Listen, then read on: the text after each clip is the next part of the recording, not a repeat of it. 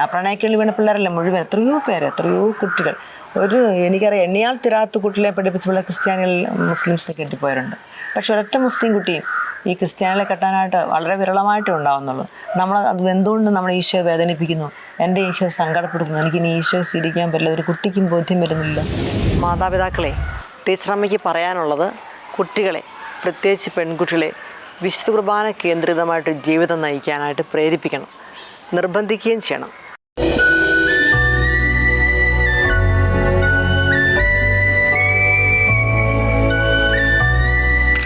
വിശുദ്ധ കുർബാനയാണ് എനിക്കെല്ലാം, എൻ്റെ ജീവനും ജീവിതമൊക്കെ.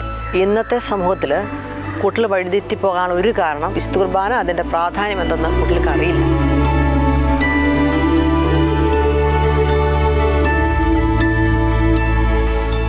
ക്രൂശിനായി ഈശോയോട് ചേർന്നിരിക്കുന്നതാണ് എനിക്ക് ഏറ്റവും ഇഷ്ടമുള്ളൊരു കാര്യം. എനിക്ക് വിശുദ്ധ കുർബാന ഇല്ലാതെ, എനിക്ക് ദിവ്യകാരുണ്യ ഈശോ ഇല്ലാതെ എൻ്റെ സ്കൂളിലേക്ക് എൻ്റെ കുട്ടികളെ പഠിപ്പിക്കുവാൻ ചെല്ലാൻ എനിക്ക് ഒരു ദിവസം കഴിയുകയില്ല എന്ന് ഉറക്കെ പറഞ്ഞുകൊണ്ട് സമൂഹത്തിന് വിശുദ്ധ കുർബാനയുടെ പ്രാധാന്യത്തെക്കുറിച്ച് ഇന്ന് നമ്മോട് പറഞ്ഞു വയ്ക്കുന്നത് തലശ്ശേരി അതിരൂപതയുടെ ഭാഗമായ അങ്ങാടിക്കടവ് ദേവാലയ അംഗം ബഹുമാനപ്പെട്ട റോസമ്മ ടീച്ചറിൻ്റെ വിശേഷങ്ങളാണ്.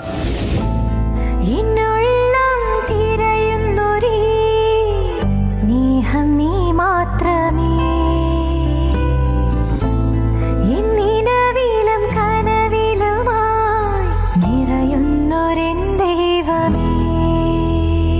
ദിവ്യകാരുണ്യ ഈശോയെ ജീവിതത്തിൽ ഉൾക്കൊണ്ടുകൊണ്ട് നീണ്ട 2.5 പതിറ്റാണ്ടുകാലം അധ്യാപികയായി സേവനമനുഷ്ഠിച്ച് ഇന്ന് വിശ്രമജീവിതം നയിക്കുന്ന ഒരു ടീച്ചറമ്മ.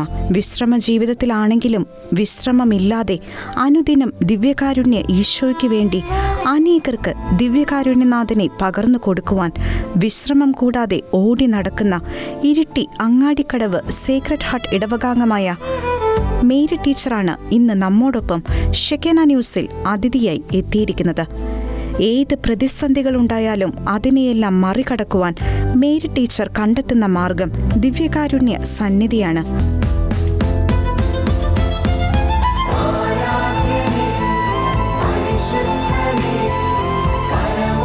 ടീച്ചർ, വിശുദ്ധ കുർബാന എല്ലാവരും പറയും, എല്ലാ ദിവസവും വിശുദ്ധ കുർബാനയിൽ പങ്കെടുക്കുന്നതുകൊണ്ട് അത്ര വലിയ ഒരു സംഭവമൊന്നുമല്ല. വിശുദ്ധ കുർബാനയിലെ വിശ്വാസം കുറഞ്ഞു വരുന്ന ഒരു തലമുറയാണ് ഇന്നത്തെ കാലം. അപ്പോൾ എല്ലാ ദിവസവും വിശുദ്ധ കുർബാന പങ്കെടുക്കുന്ന ടീച്ചർക്ക് നമ്മുടെ ഒരു എക്സ്പീരിയൻസ് ഷെയർ ചെയ്യാൻ എന്തായാലും ഉണ്ടാകും.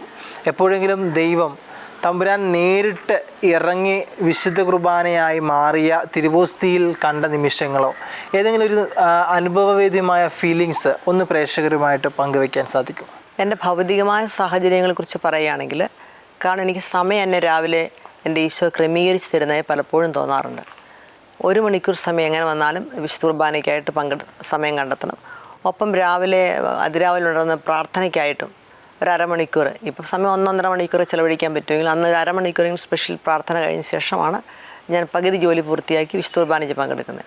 അപ്പോൾ ആ സമയം പോലെ എനിക്ക് ക്രമീകരിക്കുന്നതായിട്ട് എനിക്ക് പലപ്പോഴും തോന്നിയിട്ടുണ്ട്.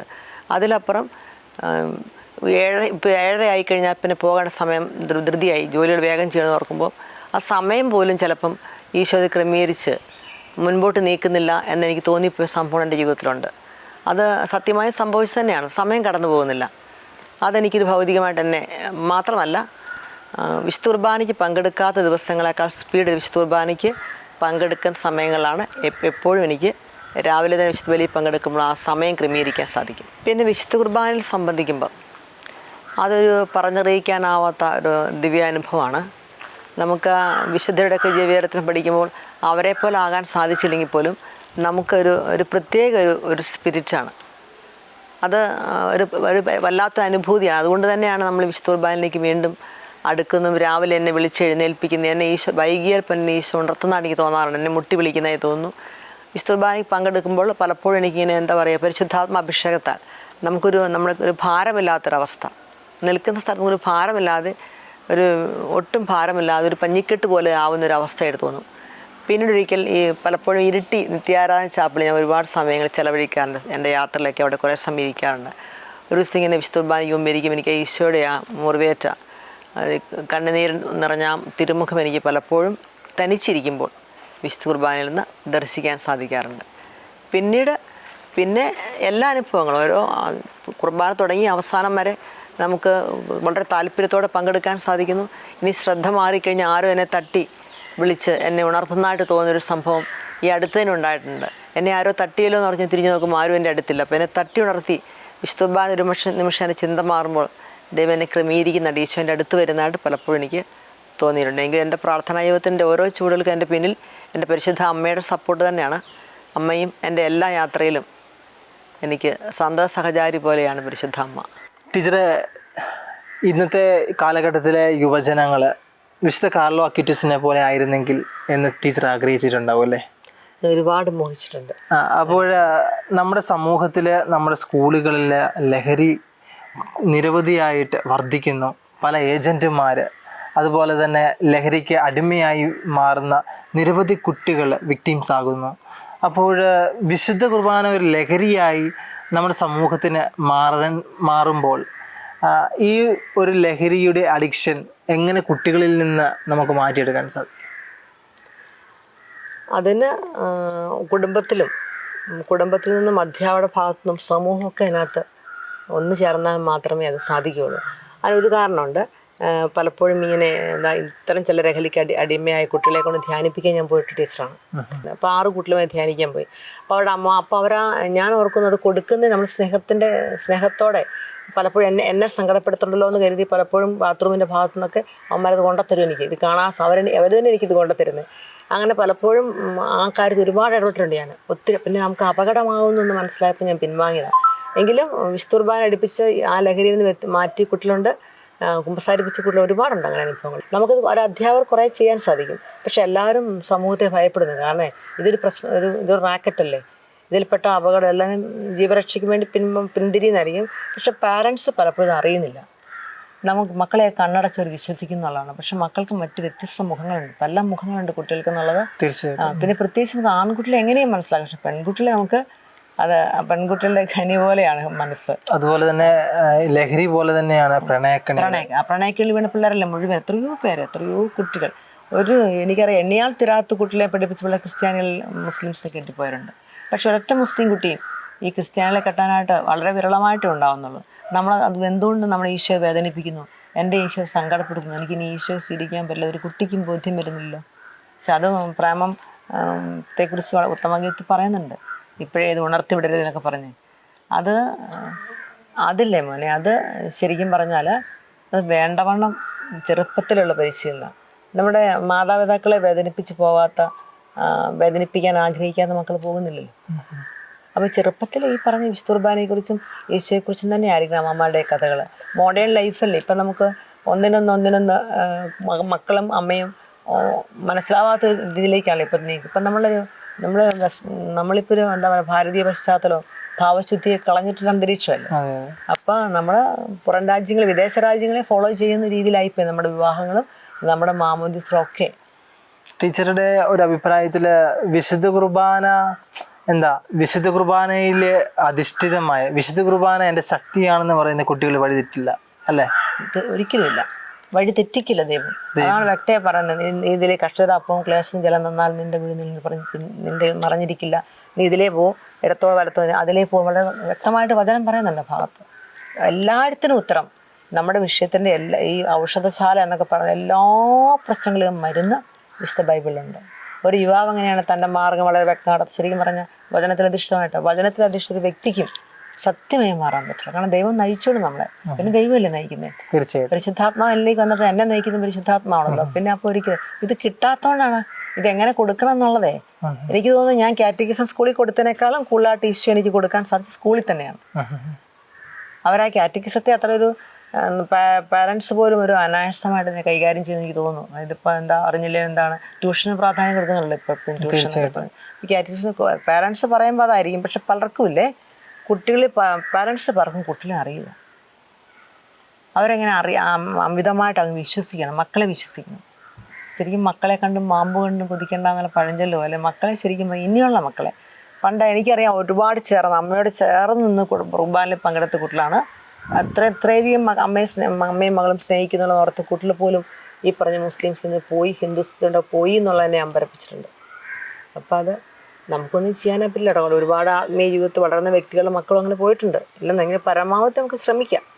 പരമാവധി നമുക്ക് ഈശോ എന്ന ഈ ലഹരിയെക്കുറിച്ചാണ് സഭയും കുറച്ചുകൂടെ വിശുദ്ധ നമ്മുടെ മതബോധന ഗ്രന്ഥങ്ങളെ കുറച്ചുകൂടെ ഒന്ന് മാറ്റി എഴുതണമെന്നാണ് എനിക്ക് പറയാനുള്ളത്. ടീച്ചർ വിശ്വാസ പരിശീലന രംഗത്ത് ഏകദേശം ഒരു 10 ഒരു അധ്യാപികയായിട്ട് പ്രവർത്തിച്ചു. അപ്പോൾ വിശ്വാസ പരിശീലന രംഗത്ത് എന്തെങ്കിലും പുതിയ മാറ്റങ്ങൾ കൊണ്ടുവരേണ്ട സാഹചര്യങ്ങൾ അപ്പോൾ അങ്ങനെ എന്തെങ്കിലും ടീച്ചർക്ക് തോന്നിയിട്ടുണ്ടോ? തീർച്ചയായും. കാരണം നമ്മുടെ മതബോധന പഠന മേഖലകളിൽ ഒന്നും തെറ്റാന്നല്ല ഉദ്ദേശിക്കുന്നത്.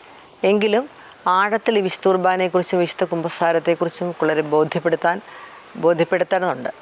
+2 കഴിഞ്ഞിറങ്ങുന്ന പല കുട്ടികൾക്കും ഇപ്പോൾ ആ സൺഡേ സ്കൂളിൽ നിന്ന് പഠിച്ചു വരുന്ന, ഇപ്പം ഞാൻ പഠിപ്പിച്ച കുട്ടികളാകട്ടെ ആര് പഠിപ്പിച്ച കുട്ടികളാണേലും കുട്ടികൾക്ക് യഥാർത്ഥത്തിൽ ഈശോയെക്കുറിച്ചോ വിശുദ്ധ കുർബാന മഹത്വം വിശുദ്ധ കുമ്പസാരം എന്തെന്നോ മനസ്സിലാക്കുക അതിൻ്റെ താല്പര്യം ഉണ്ടാവുന്നില്ല. എനിക്ക് തോന്നുന്നു ഇപ്പോൾ കുറേ കൂടെ മാറ്റങ്ങളുണ്ട് അതിനകത്ത്. ഈ ശരിയും തെറ്റും വളരെ വ്യക്തമായ രീതിയിൽ ശരിയേത് തെറ്റെന്നുള്ള ബോധ്യം പിള്ളേർക്ക് കൊടുക്കേണ്ട കാര്യത്തിൽ കൂടുതൽ ശ്രദ്ധിക്കാനുണ്ട്. നമ്മൾ പലപ്പോഴും സഭയുടെ ചരിത്രങ്ങളൊക്കെ പഠിക്കേണ്ടെന്നല്ല, പഠിക്കുന്നതിലപ്പുറം ഈശോ ആരാണ്, ഈശോ എനിക്ക് എന്താണ്, എന്തുകൊണ്ടാണ് നമ്മൾ വിശുദ്ധ കുർബാന സ്വീകരിക്കുന്നത്, എന്താണ് മറ്റു മതങ്ങളിൽ നിന്ന് വ്യത്യസ്തമായ ക്രിസ്തു മതത്തിൻ്റെ പ്രത്യേകത എന്ന ബോധ്യം. ഇപ്പോൾ പിള്ളേർക്കൊക്കെ ഒരു കാഴ്ചപ്പാടുണ്ട്, ഏത് മതത്തിൽ വിശ്വസിച്ചാൽ എന്താ ദൈവത്തിലല്ലേ വിശ്വസിക്കുക. ഇതിപ്പം അതുകൊണ്ട് ഹൈന്ദവനെ കുട്ടികൾ പലപ്പോഴും ചോദിച്ചു, ഹൈന്ദവരെ കല്യാണം കഴിച്ച് എന്താണ് കുഴപ്പം, ഒരു മനുഷ്യരല്ലേ. അതിലപ്പുറം ഈ യേശുവിൻ്റെ സാന്നിധ്യവും വിശുദ്ധ കുർബാനയുടെ മഹത്വം ഇതെന്താണ്, നമ്മുടെ കൂദാശകൾ എന്താണെന്ന ബോധ്യം നമ്മുടെ പിള്ളേർക്കില്ല എന്നുള്ളതാണ്. അതിനെക്കുറിച്ച് വേണ്ട വിധത്തിൽ പരിശീലനം അത് കൂടുതലായിട്ട് കൊടുക്കേണ്ടതുണ്ട് എന്ന് തന്നെയാണ് എനിക്ക് പറയാനുള്ളത്. ടീച്ചർ, എല്ലാ ദിവസവും വിശുദ്ധ കുർബാന മുടക്കാതെയുള്ള ഒരു ജീവിതമായിരുന്നു. അപ്പോൾ എന്തുകൊണ്ടാണ് ഈ വിശുദ്ധ കുർബാന ഇത്രയും ഇമ്പോർട്ടൻ്റ് ആയത് ടീച്ചറിൻ്റെ ജീവിതത്തിൽ? ഡിഗ്രി പഠന കാലഘട്ടത്തിൽ തന്നെ ദീപിക ഈശോയുടെ അടുത്തിരിക്കാൻ ഞാൻ ഏറെ ഇഷ്ടപ്പെട്ടിരുന്നു.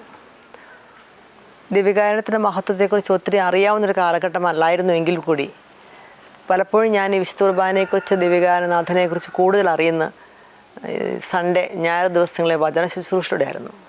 അപ്പോൾ വൈദികരുടെ ഓരോ പ്രസംഗങ്ങളും വചന വ്യാഖ്യാനങ്ങളും ആണ് എന്നെ ഈശോയിലേക്ക് ഇത്രയധികം കൂടുതൽ അടുപ്പിക്കാൻ ഒരു കാരണം. അന്ന് മാധ്യമങ്ങളൊന്നും ഇത്രയധികം ഉണ്ടായിരുന്നില്ലല്ലോ. അപ്പോഴേക്ക് എന്നെ ദിവ്യകാലത്തെ അടുപ്പിക്കാൻ ഒരു കാരണം, ഈശോയെ കൂടുതൽ അടുപ്പിച്ചത് ഞാൻ ആ വചന ശുശ്രൂഷയിലൂടെയാണ്.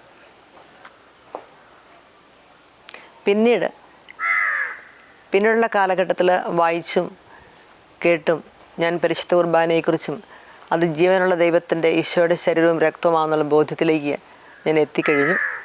പിന്നീട് അപ്പോൾ എന്നെ കാത്തിരിക്കുന്ന എൻ്റെ ഈശോയെ എന്നും കാണുക എന്നുള്ളത്, എന്നെ കാത്തിരിക്കുന്ന ഒരാളെ തേടിയെത്താൻ എനിക്കെന്തോ ഒരു അറിയാതെ തന്നെ എനിക്ക് രാവിലെ ഉണർന്നു കഴിയുമ്പോൾ വിശുദ്ധ പള്ളിയിലേക്ക് വരിക, വിശുദ്ധ കുർബാനയിൽ സംബന്ധിക്കുക, അതൊരു ഹരമായി മാറി. പിന്നീട് ഓരോ വിശുദ്ധ കുർബാനയോട് എനിക്ക് ഓരോ ദിവസം ചെല്ലുന്തോറും ഈശോ എനിക്ക് പല കാര്യം ബോധ്യപ്പെടുത്തി തരികയും അങ്ങനെ ഞാൻ വിശുദ്ധ കുർബാന ഇല്ലാത്തൊരു ദിവസത്തെക്കുറിച്ച് എനിക്കിപ്പോൾ ഓർക്കാൻ സാധിക്കുന്നു. ടീച്ചറെ, ഇത്രയും നേരം വിശുദ്ധ കുർബാനയുടെ മഹത്വം അത് മറ്റുള്ളവരിലേക്ക് എത്തിച്ചുകൊണ്ട് ടീച്ചറിൻ്റെ ആ വിശ്വാസം ഇന്ന് ഷെക്കേന TV-യിലൂടെ നിരവധി ആളുകൾക്ക്, പ്രത്യേകിച്ച് യുവജനങ്ങൾക്ക് വിശുദ്ധ കുർബാന എന്താണെന്നും കുമ്പസാരം എന്താണെന്നും എങ്ങനെയാണ് വിശുദ്ധിയിൽ വളരേണ്ടതെന്നും എല്ലാം കൃത്യമായും ടീച്ചർ പറഞ്ഞു കൊടുത്തു. അപ്പോൾ ഇനിയുള്ള ജീവിതം മറ്റുള്ളവർക്ക് വിശുദ്ധ കുർബാനയെക്കുറിച്ച് അറിയുവാൻ മറ്റൊരു കാർലോ അക്വിറ്റീസായി ടീച്ചർ ഇനിയും നമ്മുടെ സമൂഹത്തിന് പരിശുദ്ധ കുർബാന മറ്റുള്ളവരിലേക്ക് എത്തിക്കുവാൻ പരിശ്രമിക്കുന്ന ഒരു വക്താവായി മാറട്ടെ എന്ന് പ്രാർത്ഥനയിൽ നിർത്തുന്നു. നന്ദി, നമസ്കാരം.